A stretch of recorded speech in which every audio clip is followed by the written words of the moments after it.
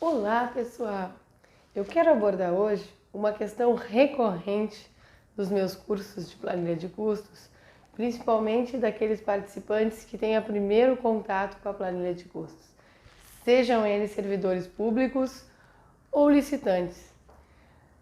A pergunta que sempre ocorre é a seguinte: professora, eu preciso aprender a planilha de custos, por onde eu começo? E aí, eu sempre respondo o seguinte: comece pelo início. Parece óbvio, né? Mas eu entendo que o início é conhecer os fundamentos daquela área que se pretende aprender. Por exemplo, dias atrás eu conversei com uma amiga que é professora de tênis. E aí ela dizendo que ensinava tênis, e eu perguntei a ela: vem cá, amiga, me diga quais são os fundamentos do tênis. Ela não conseguiu entender muito bem a minha pergunta, então eu refiz de uma outra forma, dizendo o seguinte: bom, amiga, se eu quero aprender tênis, o que eu preciso desenvolver? Quais as áreas que eu preciso desenvolver as minhas habilidades? E aí nós seguimos nessa conversa e chegamos à conclusão de que são 5 os fundamentos do tênis: saque, o voleio, aprender com a direita, com a esquerda e muita concentração.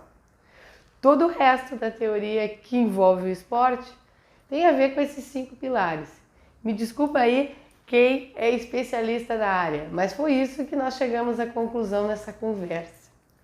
Perguntei também para o meu marido, que é um autodidata em violão. Aprendeu a tocar sozinho e depois começou a estudar. Chegamos à conclusão que os fundamentos do violão se resumem a conhecer tecnicamente o instrumento, as notas musicais, as cordas, aprender a tocar com a mão direita, com a mão esquerda, a harmonia entre eles e a questão de ritmo. Quando se consegue, então, entender os fundamentos de uma área ou de uma ciência na qual a gente se dispõe a aprender, fica mais fácil de entender todo o resto. Com a planilha de custos, isso não é diferente. Com a planilha de custo também existem alguns fundamentos que são importantes. Eu consigo identificar aqui três fundamentos que seriam importantes para esse início de contato com esse mundo da precificação. O primeiro fundamento é a questão do modelo estrutural. É a forma como nós vamos colocar no papel por força de expressão, obviamente, mas seria então o modelo de apresentação desta planilha de custos.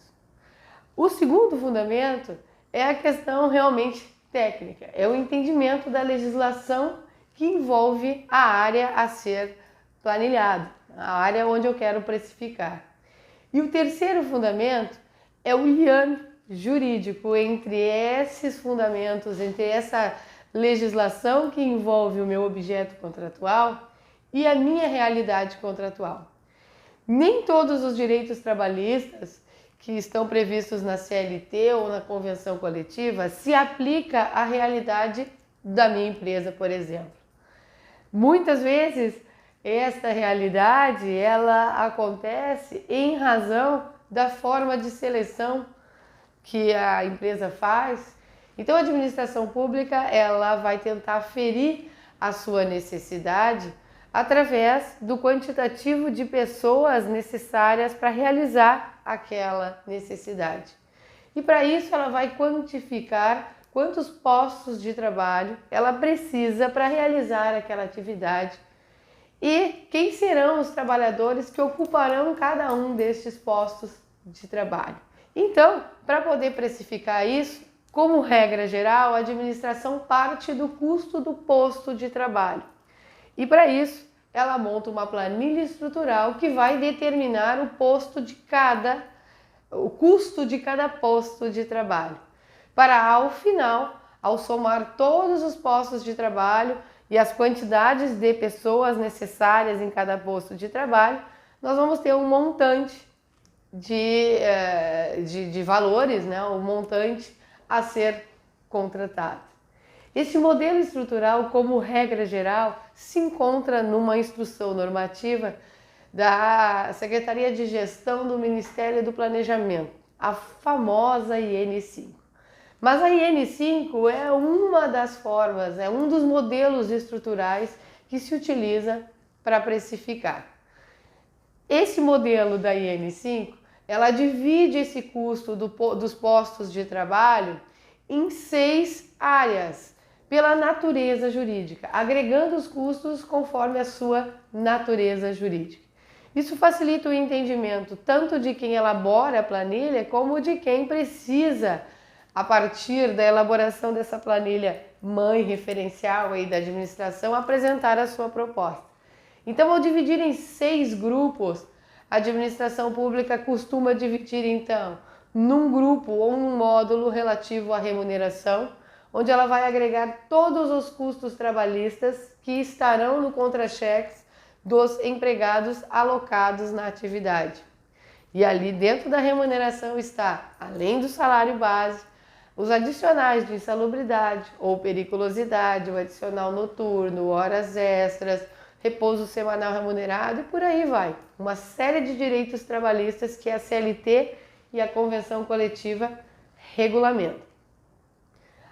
O segundo grupo é o grupo dos benefícios mensais e diários. Nesses benefícios, ele é dividido em subgrupos, onde nesses subgrupos se coloca aqueles direitos trabalhistas que são pagos em determinados períodos do ano, como é o caso das férias, do 13º salário. Também se coloca neste segundo módulo ou grupo os encargos de previdência e os encargos sociais, que são aqueles que nós conseguimos aferir através da GFIP. Num terceiro submódulo dentro desse grupo, desse módulo, nós temos os benefícios que não têm incidência de previdência e de fundo de garantia. A exemplo do Vale Transporte, do Vale Alimentação, do Auxílio Creche, tantos outros que a Convenção Coletiva determina para a categoria. Plano de saúde também poderia estar ali, auxílio funeral e outros. Assim a gente consegue identificar esses benefícios que são pagos ou de uma forma diferenciada porque não há incidência, ou porque são pagos através da GFIP, ou porque então são pagos em determinados períodos do ano. Num terceiro módulo, nós temos a provisão para rescisão, que é onde então se consolida todos os itens que são necessários para o momento da demissão dos empregados. Parte-se do pressuposto então que na terceirização 100% dos empregados ao final do contrato de prestação de serviços serão demitidos. Então nós fizemos isso num módulo, num cantinho separado na planilha de custos para facilitar tanto o cálculo quanto o entendimento. No quarto grupo, ou quarto módulo, nós colocamos ali os encargos relativos à reposição. Nós partimos do pressuposto que na terceirização não pode haver ausências, a não ser que essas ausências sejam anuídas pelo edital, a não ser que elas sejam, portanto, pactuadas assim. Mas, como regra, os empregados precisam estar dedicados ao contrato, sem interrupções.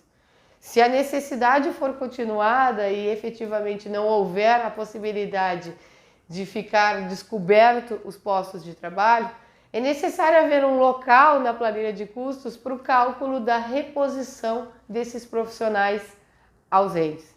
E ali vai se calcular então aqueles itens relativos à reposição, como por exemplo, auxílio maternidade, a paternidade, as ausências legais que a CLT permite, né, o possível acidente do trabalho.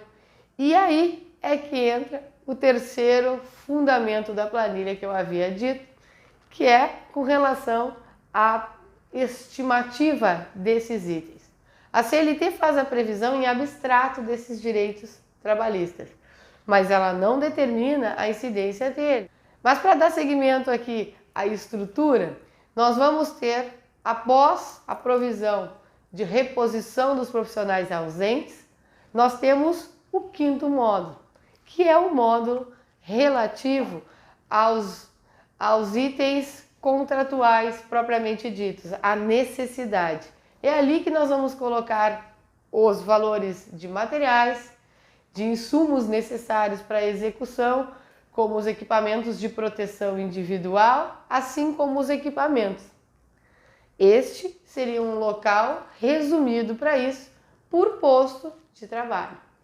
Mas para fechar essa planilha, como nós usamos um modelo de precificação chamado de markup, onde nós partimos do custo para chegar no preço, e para chegar nesse preço nós aplicamos um percentual sobre todos esses custos, para chegar então nesse preço final, nós vamos atribuir um custo indireto, o custo tributário que a empresa possui e uma margem de remuneração, que determina então o quanto que a administração pública está disposta a pagar por esse serviço. Por outro lado, é onde o proponente coloca a sua margem de remuneração, o quanto que ele deseja receber com aquele contrato. Feito isso, nós vamos chegar ao valor final do posto de trabalho. E aí, então, é só multiplicar esse total pela quantidade de postos de trabalho que serão necessárias para a execução contratual. O segundo fundamento que eu havia me referido diz respeito às obrigações trabalhistas propriamente ditas. Para saber o que colocar nessa estrutura toda, nós precisamos ter uma ideia de como funcionam os direitos trabalhistas, as regras seletistas, o enquadramento sindical, para poder então saber colocar os direitos trabalhistas dentro dessa estrutura que é necessária para a apresentação da proposta. O terceiro fundamento, que seria a base estatística. Essa é uma das partes mais emblemáticas da formação de preços, porque é necessário que o licitante tenha o conhecimento da sua realidade. E isso é algo que demanda planejamento. Se é difícil para o licitante que conhece a sua realidade, mais difícil ainda é para o servidor público que precisa elaborar uma planilha detalhada para ter como referência para o processo licitatório e posteriormente para o contrato. O ideal seria verificar efetivamente os custos que a empresa possui, os dados estatísticos. No entanto, nem sempre isso é possível. Então existe uma segunda forma. A primeira seria essa base histórica que a própria instituição possui. Mas a segunda forma seria, então, verificar em alguma orientação que se possa justificar esses dados estatísticos. E aí nós temos algumas bases que são utilizadas. Eu gosto de utilizar as referências do Ministério do Planejamento, que faz esse levantamento por estado. Eu gosto de usar isso como base.